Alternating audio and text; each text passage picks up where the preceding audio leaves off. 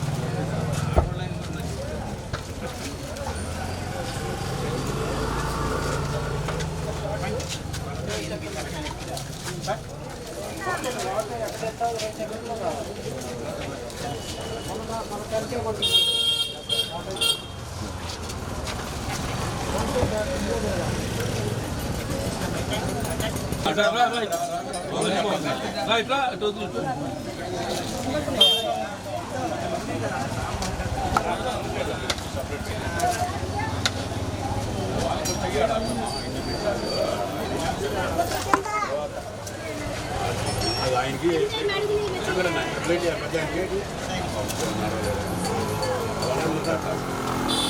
కింద పట్టుకోమని అమ్మాయిని అమ్మాయి కింద పట్టుకోమని చెయ్యి కింద పట్టుకో అడుగుని పెట్టుకో తల్లి ఇలా మేము పెట్టుకోలే నేర్చుకో అట్ట పట్టుకో రెండు కూడా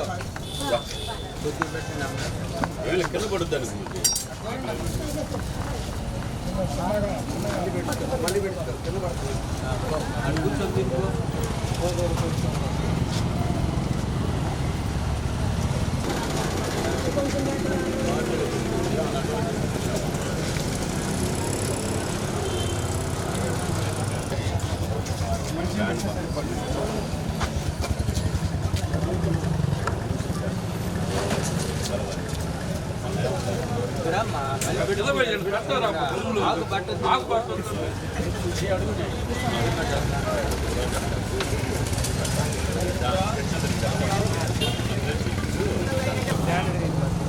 అక్కడే వండుతాం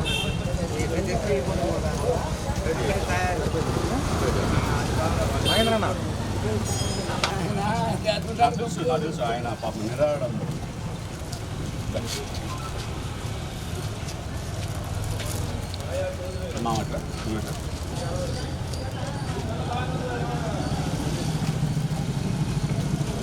ఒంగోలు నగరంలో డొక్కా సీతమ్మ గారి ఉచిత అన్నదాన నిర్వహణ ఈరోజు 40వ రోజున జరుగుతున్నది.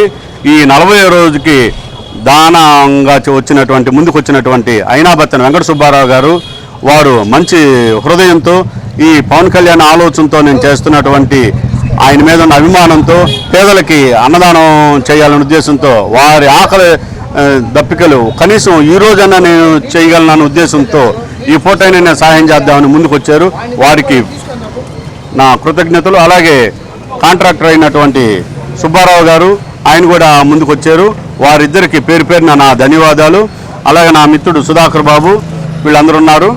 ఈరోజు ప్రత్యేకత ఏంటంటే శ్రీకృష్ణ జన్మాష్టమి. ఇవాళ ప్రకాశం జిల్లా ప్రజలందరికీ కూడా కృష్ణ జన్మాష్టమి శుభాకాంక్షలు తెలుపుతూ ఈరోజు ఈ కార్యక్రమానికి వచ్చినటువంటి పేదలందరికీ కూడా అన్నదానం చేస్తూ మంచి రుచికరమైన భోజనాలు ఏర్పాటు చేసినటువంటి మన అయినాబత్తిన వెంకట సుబ్బారావు గారికి ధన్యవాదాలు తెలియజేస్తా ఉన్నాను.